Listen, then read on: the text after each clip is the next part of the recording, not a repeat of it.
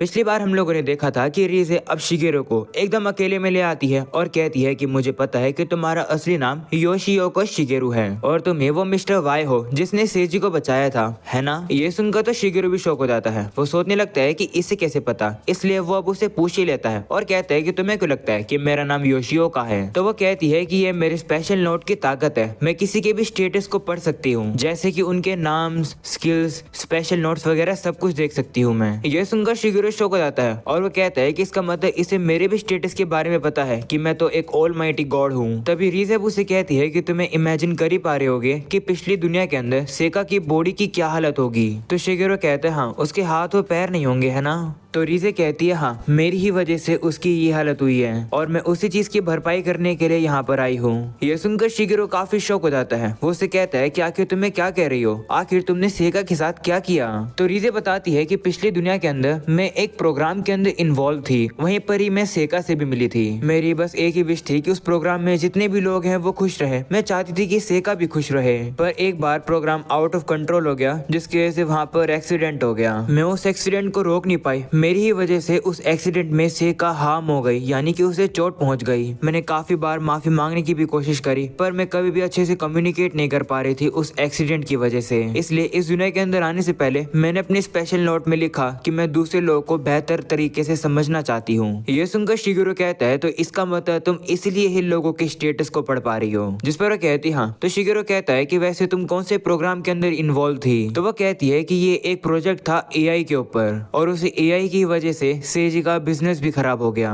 वो अब उसे बताती है कि सेजी दरअसल मेरा बड़ा भाई है। ये सुनकर शिगेरू और भी हैरान हो जाता है। वो कहता है कि लेकिन देखकर तो लगता कि सेजी तुम्हें पहचान पा रहा है कि तुम कौन हो। तो वो कहती है कि ऐसा इसलिए क्योंकि इस दुनिया में आने के बाद मेरा पूरा हुलिया बदल गया है, इसलिए वो शायद पहचान नहीं पा रहा। मैंने मिस्टर वाई यानी कि मिस्टर योशिओका के बारे में सेजी से काफी बार सुना था और मैं तुम्हें ही ढूंढ रही थी क्योंकि तुम भी लोगों को स्माइल करवा सकते हो। लगता है कि भगवान चाहते थे कि हम लोग इस दुनिया में एक साथ मिले। ये सब सुनकर अब शिगेरू कहता है कि तुमने जो कुछ भी मुझे बताया, कहीं तुम ये सब झूठ तो नहीं बोल रही हो। तो वो कहती है नहीं, मैं झूठ नहीं बोल सकती हूँ। जिस पर वो कहती है कि मैं झूठ नहीं बोल सकती हूँ, मैंने यही प्राइस पे करी थी, यानी कि झूठ ना बोलने वाली, जिसकी वजह से मुझे ये स्पेशल नोट वाली पावर मिली। ऐसा बोलकर वो शिगेरू से कहती है कि तुम एक ऑलमाइटी गॉड हो, तुम सेका को स्माइल कराने की कोशिश कर रहे हो और साथ में सेजी की मदद करना चाहते हो। प्लीज मुझे भी तुम्हारी मदद करने दो, उन्हें गाइड करने में। तो शिगेरू कहता है कि गाइड करना तो ज्यादा हो जाएगा, पर वो दोनों काफी बड़ा एक रिवॉर्ड डिजर्व करते हैं क्योंकि उन लोगों ने अपनी पुरानी जिंदगी के अंदर काफी कुछ सहन किया।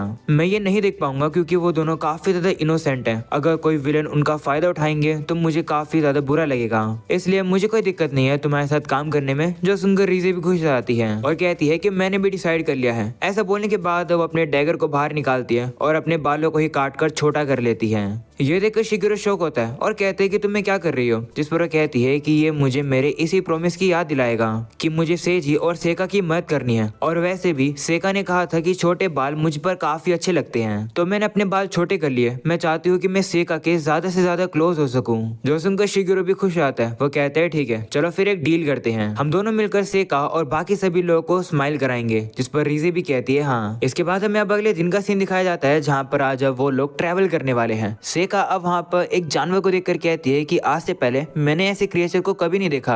तो सेजी कहता है कि हाँ, ये एक पैक एनिमल है और ये जो एनिमल है ये सिर्फ इसी दुनिया के अंदर एग्जिस्ट करता है। जिसके बाद वहाँ पर रीजे भी आ जाती है और वो सेका से कहती है कि क्या ये मेरे बाल सूट कर रहे हैं मुझ पर। वहीं सेका को तो उसके बाल काफी पसंद आते हैं। वो उसे कहती है हाँ, ये काफी प्यारे लग रहे हैं। जो सुनकर रीजे भी काफी खुश जाती है। वहीं अब सेजी कहता है कि चलो हम लोग अब आगे बढ़ते हैं, हमारी अगली डेस्टिनेशन है प्रिंसिपैलिटी ऑफ वेलेरिया। आगे बढ़ने के बाद अब उन लोग को काफी सारे मॉन्स्टर से निपटना पड़ता है। वहीं सेका अब अपने मैजिक का यूज करके उन क्रिएचर्स को जमा रही होती है और खत्म कर रही होती है। इतने में ही एक चिड़िया अब आकर उसके ऊपर हमला करने वाली होती है, पर तभी सेजी सामने आ जाता है जो कि उस चिड़िया के ऊपर हमला करके अब सेका को बचा लेता है। वहीं दूसरी तरफ हम लोग अब रीजे को देखते हैं जो कि पेड़ पर चढ़कर उन लोग को सपोर्ट दे रही थी अपने बो से। इसके बाद अब सेका शिगेरू को चिढ़ाने लगती है और कहती है देखा मैं कितनी पावरफुल हूँ। जो सुनकर शिगेरू भी कहता है कि हाँ ठीक है ठीक है।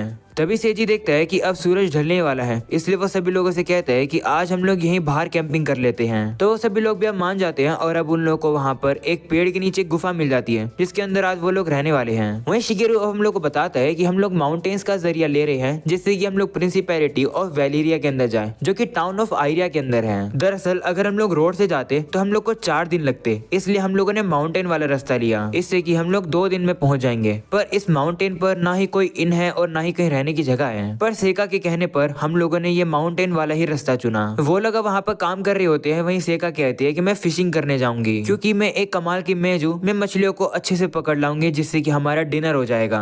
वहीं शिगेरू को उसकी चिंता हो रही होती है, इसलिए वो भी उसके साथ फिशिंग करने के लिए आ जाता है। पर उन लोग के कांटे में कुछ फंस ही नहीं रहा होता है। इसके बाद अब सेका कहने लगती है कि शिगेरू मैं और ज्यादा रोना नहीं चाहती हूँ क्योंकि पिछली बार जब हम लोग रस्सी कूद रहे थे तब भी मैं रो रही थी। जिस पर शिगेरू कहता है कि रोने में कोई दिक्कत है क्या? तो वह कहती है कि मैं और ज्यादा रोकर अपने आप को शर्मिंदा नहीं करना चाहती हूँ, कभी कभार तो मैं बिना कारण के ही रोने लगती हूँ। तो शिगेरू कहता है कि देखो रोना कोई बुरी बात नहीं होती है, लोगों को दुख होता है या फिर वो दुखी होते हैं इसलिए वो नहीं रोते हैं। लोग बस इसलिए रोते हैं क्योंकि उनको दिल में फील होता है। कभी कभार लोग तो रोना ही भूल जाते हैं और अगर एक बार एक इंसान रोना ही भूल जाए तो वो ताकत होना भी बंद कर देता है। अगर तुम्हें नहीं पता है कि तुम क्यों रोती हो तो अपने दिल से पूछो कि आखिरकार तुम्हारे दिल में क्या फील हो रहा है। ये सुनकर सेका इमोशनल हो जाती है और वह कहती है कि मैं ट्राई करूंगी। ऐसा बोलने के बाद वो अपनी नाक को अब शिगेरू के कपड़ों से पोंछने लगती है। तभी वहाँ पर रीजे आ जाती है और पूछती है कि क्या तुम लोगों ने कोई मछली पकड़ी? तो सेका कहती है नहीं, कोई पकड़ में आई नहीं रही। तो वह कहती है ठीक है फिर मैं मदद करती हूँ। ऐसा बोलने के बाद वो अपनी तीर चलाती है और पानी के अंदर मछलियों के ऊपर तीर मार के उन्हें पकड़ लेती है, जो देखकर सभी काफी इंप्रेस हो जाते हैं। वहीं सेका अब उन मछलियों को सेजी के पास ले जाती है।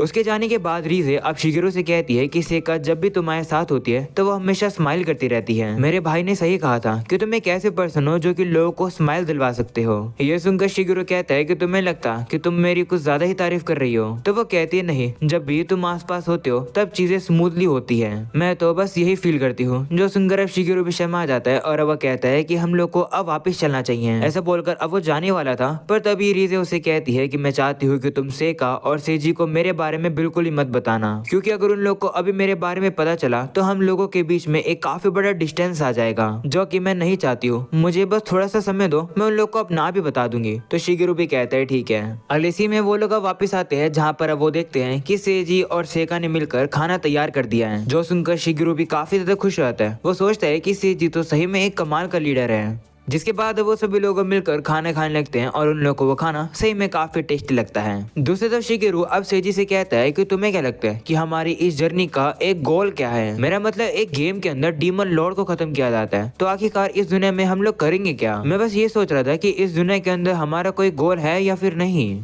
ये सुनकर सेजी कहता है कि हाँ, तुम्हारा एक पॉइंट तो है। सही बताऊं तो मैं श्योर नहीं हूँ कि इस दुनिया के अंदर कोई गोल है या फिर नहीं। अभी के लिए तो हमारा मकसद सिर्फ प्रिंसिपैलिटी ऑफ वेलेरिया में जाने का है। वहाँ पर पहुंचकर मैं इन्फॉर्मेशन इकट्ठी करना चाहता हूँ और हमारे लिए काफी सारे ऑप्शंस ढूंढना चाहता हूँ, जिसके बाद गोल को ढूंढना बाद में आएगा।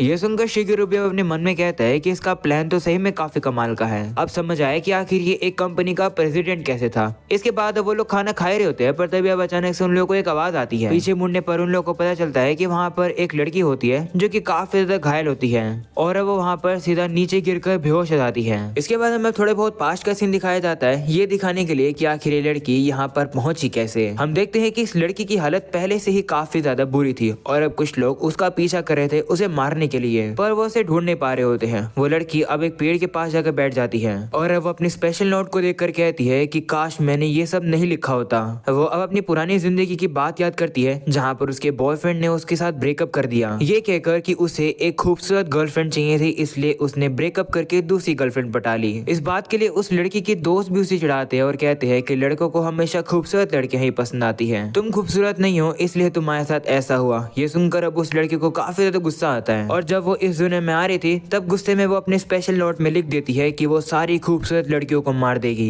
सीन अब प्रेजेंट का आता है जहाँ पर उस लड़की को होश आता है, जहाँ सेज अब उसे कहता है कि तुम ठीक तो हो, जिसे देखकर वो लड़की कंफ्यूज हो जाती है और कहती है कि तुम कौन हो। तभी उसके पास अब सेका भी आ जाती है जो कि उसे देखकर कहती है कि तुम जग गई। ये देखकर मुझे काफी रिलीफ फील हो रहा है। वहीं सेका को देखकर अब वो लड़की लड़की गुस्से में आ जाती है क्योंकि उसने अपने स्पेशल नोट में ये जो लिख रखा था कि वो सारी खूबसूरत लड़कियों को मार देगी। वो खड़ी होने की कोशिश करती है पर उसे काफी दर्द होने लगता है, जो देखकर सेजी उसे कहता है कि तुम्हें आराम करना चाहिए। सेका ने हीलिंग मैजिक यूज करके तुम्हारी हालत तो थोड़ी बहुत ठीक कर दी है पर तुम्हें रेस्ट चाहिएगा। जो सुनकर वो लड़की भी अब रेस्ट करने लगती है। वहीं पर सेका उसकी इंजरी को सेक रही होती है पर अब वो लड़की अपने आप को कंट्रोल नहीं कर पाती है। वो कहती है कि मुझे थोड़ा सा आग के पास थोड़ी सी गर्मी चाहिए, तो सेजी अब उसे आग के पास ले जाता है। वहीं ये देखकर सेका थोड़ी सी उदास हो जाती है, जो देखकर शिगेरो समझ जाता है कि सेका इसलिए उदास है क्योंकि वो लड़की सेका की मदद नहीं ले रही है। इसके बाद हमें पास्ट का सीन दिखाया जाता है जहाँ पर जब ये लड़की बेहोश हो गई थी तब ये लोग उसकी मदद करने लग गए थे। पर तभी रीजे आकर शिगेरो को इस लड़की के स्पेशल नोट और उसके स्टेटस के बारे में बताने लगती है। वो बताती है कि इस लड़की के स्पेशल नोट में ये लिखा है कि वो कभी भी खूबसूरत लड़कियों को माफ नहीं करेगी। वो सभी खूबसूरत लड़कियों के पेट को फाड़ देगी और उन्हें मार देगी। इसका ये मतलब है कि ये लड़की सेका को जरूर अपना टारगेट बनाएगी, यानी कि सेका को मारने की कोशिश करेगी। ये सुनकर शिगेरो भी घबरा जाता है। अगले सीन में हम लोग अब देखते हैं कि सेजी अब उस लड़की को आग के पास ले आता है और उससे पूछता है कि तुम्हारा नाम क्या है। तो वो बताती है कि मेरा नाम रिया है। तो सेजी उसे कहता है कि तुम्हें कुछ खा लेना चाहिए, तो वो भी कहती है ठीक है। तो सेका अब रिया के लिए खाना लेकर आ जाती है और कहती है कि ये लो, मैं इस बाउल को पकड़ूंगी, तुम खा लो। वहीं अब सेका को देखकर रिया फिर से अपने आप को कंट्रोल नहीं कर पाती है। वो अपने वेपन को लेने की कोशिश करती है सेका को मारने के लिए, पर वो देखती है कि उसका वेपन उसके पास ही नहीं है।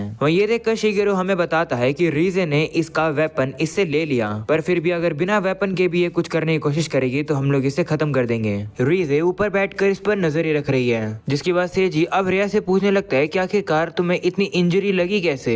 तो वो कहती है कि मेरी पार्टी के ऊपर हमला हो गया था जिसकी वजह से हम सभी लोग अलग अलग हो गए। वहीं मैं अपने आप को बचाने के लिए काफी ज्यादा दूर तक भाग कर आ गई। ये सुनकर शिगेरो सोचता है कि मुझे नहीं लगता कि ये सच बोल रही है। वहीं रिया की बातें सुनकर सेजी अब कहता है कि तुमने तो काफी कुछ सहन किया है। वैसे अभी हम लोग प्रिंसिपैलिटी ऑफ वेलेरिया में जा रहे हैं, जब तक हम लोग वहाँ पर पहुँचेंगे तब तक हम तुम्हारी रखवाली करेंगे, तो चिंता मत करना। जिस पर रिया कहती है कि क्या मैं तुम पर विश्वास कर सकती हूँ। पर तभी सेका एकदम से उसके सामने आ जाती है और कहती है कि हाँ तुम विश्वास कर सकती हो। वहीं सेका के एकदम से पास आने की वजह से अब रिया थोड़ी सी घबरा जाती है और अब उसे वापस से दर्द होने लगता है, जो देखकर सेजी अब सेका से कहता है कि हम लोग थोड़ी देर के लिए इसे रेस्ट करने देते हैं। तो वो भी कहती है ठीक है। वहीं पर सेजी अब रिया से कहने लगता है कि क्या तुम्हें अभी भी दर्द हो रहा है। तो वो कहती है कि नहीं, मैं भी ठीक हूँ, पर जो मेरी इंजरी है वो थोड़ी सी गर्म सी फील हो रही है। इसके बाद वो सेका से कहती है कि क्या तुम मुझे नदी के किनारे लेकर जा सकती हो। तो सेजी अब रिया से कहता है कि मैं तुम्हें लेकर चल लूंगा। तो रिया कहती है कि मेरे कहने का ये मतलब था कि मुझे नहाना था, क्या तुम नहाने में मेरी मदद करोगे। वो अब सेजी का मजाक उड़ाने लगती है और कहती है कि दिखने में तो तुम इनोसेंट लग रहे थे पर तुम तो ठरकी हो।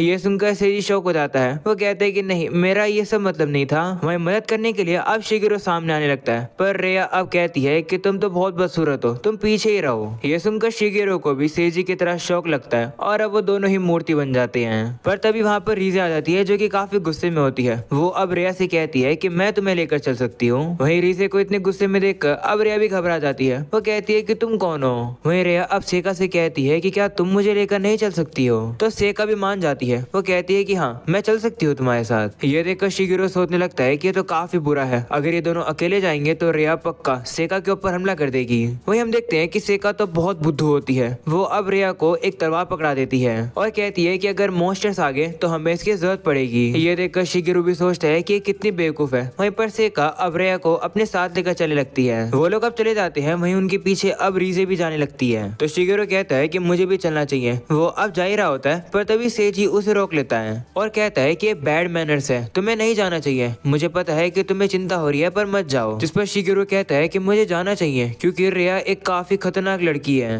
जिस पर सेजी भी कहता है कि हाँ मुझे पता है कि वो काफी ज्यादा मैच्योर लड़की है, तुम्हें इस तरीके से ठरकी बनकर उसके पीछे नहीं जाना चाहिए। जिस पर शिगेरो कहता है कि ऐसी कोई बात नहीं है, बस सेका उसे अकेले संभाल नहीं पाएगी। जिस पर सेजी कहता है कि चिंता मत करो, सेका अपने आप ही संभाल लेगी, हम लोग वेट कर लेते हैं और तब तक खाना खा लेते हैं। ऐसा बोलने के बाद वो शिगेरो को खाना दे देता है, पर तभी वो देखता है कि शिगेरो तो अब वाइब्रेट सा करने लगा है, जो देखकर वो उससे कहता है कि तुम्हें ये क्या हो रहा है। वहीं हमें पता चलता है कि शिगेरो तो वन पंच मैन का साइतामा बन चुका है। वो इतना तेजी से बाहर और अंदर आ रहा है कि वो बाहर भी जा पा रहा है और अंदर भी आ पा रहा है। ऐसा इसलिए क्योंकि उसके पास अजिलिटी के 1 ट्रिलियन पॉइंट जो है। वहीं शिगेरो को देखकर सेजी थोड़ा सा पागल सा होने लगता है। वो कहता है कि मुझे तुम्हारी आफ्टर इमेज दिख रही है। वहीं इससे पहले कि सेजी और भी ज्यादा शक करता, वहीं शिगेरू अब अपनी स्लीप पावर को यूज करके सेजी को सुला देता है, जिसके बाद वो सेजी के ऊपर चद्दर भी उड़ा देता है और कहता है कि तुम बस आराम से सो। दूसरी तरफ हम लोग रिया को देखते हैं जो कि पानी पीकर अब काफी रिफ्रेश फील करती है, जिसके बाद वो सेका से कहने लगती है कि वैसे कहना पड़ेगा सेजी तो सही में काफी ज्यादा हॉट और हैंडसम है। तो सेका कहती है कि लुक्स के बाद भी वो काफी ज्यादा स्ट्रिक्ट है और काफी कमाल का भी है। पर दूसरी तरफ शिगेरू और रीजे भी काफी ज्यादा कमाल के हैं, जो सुनकर रिया अब कहती है कि तो काफी अच्छी बात है, काश मैं भी तुम लोग को ज्वाइन कर पाती। जो सुनकर सेका खुश हो जाती है और कहती है कि तुम्हें हमें ज्वाइन करना चाहिए, मुझे तुम्हारे साथ एडवेंचर पर जाकर काफी मजा आएगा। तो रिया कहती है कि नहीं, ऐसा कर पाना इम्पॉसिबल है। वो अब उसे बताती है कि मैंने अपने स्पेशल नोट में ये लिखा है कि मैं कभी भी खूबसूरत लड़कियों को माफ नहीं करूंगी और उन लोग को मार दूंगी। ऐसा बोलने के बाद वो अपनी तलवार बाहर निकालकर सेका के ऊपर रख देती है। वही हम देखते हैं कि ये सभी चीजों को रीजे और शिगेरू भी पीछे छुपकर देख रहे थे। दूसरी तरफ सेका अब रिया से कहते हैं कि तुम मुझे क्यों मारना चाह रही हो, मुझे लगता कि मैं खूबसूरत हूँ, क्या मैंने ऐसा कुछ कर दिया जो कि मुझे नहीं करना चाहिए था। तो रिया कहते हैं कि नहीं, ऐसा कुछ नहीं है, आज तक जितनी भी मैं लड़कियों से मिली हूँ तुम उनमें से सबसे ज्यादा अच्छी हो, पर माफ करना मेरे स्पेशल नोट की वजह से अब मैं पीछे नहीं हट सकती हूँ। जब भी मैं किसी खूबसूरत लड़की की तरफ देखती हूँ तब मेरे सर में काफी दर्द होने लगता है, उसके बाद मैं अपने आप को कंट्रोल नहीं कर पाती हूँ और उन लड़कियों को मार देती हूँ। जो सुनकर शिगेरू कहता है कि मुझे रिया के लिए काफी बुरा लग रहा है क्योंकि उसका स्पेशल नोट उसे कंट्रोल कर रहा है। और ये सब सुनकर सेका भी काफी उदास हो जाती है। वो अब रोते हुए रिया से कहती है कि आखिरकार तुमने अपने स्पेशल नोट में ये क्यों लिखा। तो रिया कहती है कि एक बार एक खूबसूरत लड़की ने मेरी कीमती चीज मुझसे छीन ली, खूबसूरत लड़कियों ने मुझसे मेरा बॉयफ्रेंड छीन लिया, उसके बाद उन लोगों ने मेरा काफी मजाक भी उड़ाया। सभी लड़के सुंदर लड़कियों के पास ही रहने की कोशिश करते हैं, तो इसलिए मैंने अपने इसी गुस्से को अपने स्पेशल नोट में उतार दिया। इसी वजह से मुझे टाउन से भी किक आउट कर दिया गया। इस दुनिया में आने के बाद मैं हर बार अलग अलग एडवेंचरिंग पार्टी में जाया करती थी और वहाँ की जितनी भी खूबसूरत लड़कियां होती थी मैं उन्हें मार देती थी, पर आज ये सब कुछ मैं खत्म कर दूंगी। तुम्हें मारने के बाद मैं सेजी से कहूंगी कि मुझे भी मार दे, पर आज मैं तुमसे ये भीख मांग रही हूँ कि मेरे लिए मर जाओ। ऐसा बोलने के बाद वो अपनी तलवार से सेका के ऊपर हमला ही करने वाली थी, पर तभी रीजे अब तीर चलाकर उसकी तलवार को उसके हाथों से दूर कर देती है, जिसके बाद अब रीजे उसके ऊपर काफी सारी तीरें चलाने लगती है। वहीं पर रिया सभी अटैक्स को डॉज कर रही होती है। रिया को अब जैसे मौका मिलता है वो जाकर अपनी तलवार को लेने की कोशिश करने वाली होती है, पर तभी शिगेरू वहां पर आकर उसका हाथ पकड़ लेता है। शिगेरू अब उसे कहता है कि अब तुम यहाँ से भाग नहीं सकती हो। ऐसा बोलकर शिगेरू भी अब अपने वेपन को बाहर निकाल लेता है और अब वो रिया को मारने ही वाला होता है, पर तभी अचानक से वो सभी लोग अब देखते हैं कि सेका अब ग्लो करने लगी है। वहीं पर अब हम लोग अब देखते हैं कि सेका तो अब ट्रांसफॉर्म करके एक एंजल में बदल जाती है और अब उसकी आंखों में से आंसू भी गिरने लगते हैं, जो देखकर सभी काफी शौक हो जाते हैं। और अब इसी के साथ ये एपिसोड यही खत्म हो जाता है। उम्मीद है कि तुम लोग को ये एपिसोड पसंद आया होगा। पसंद हो तो लाइक कर देना, चैनल पर नए हो तो सब्सक्राइब भी कर देना। मिलते हैं अगली वीडियो के अंदर, तब तक के लिए बाय बाय।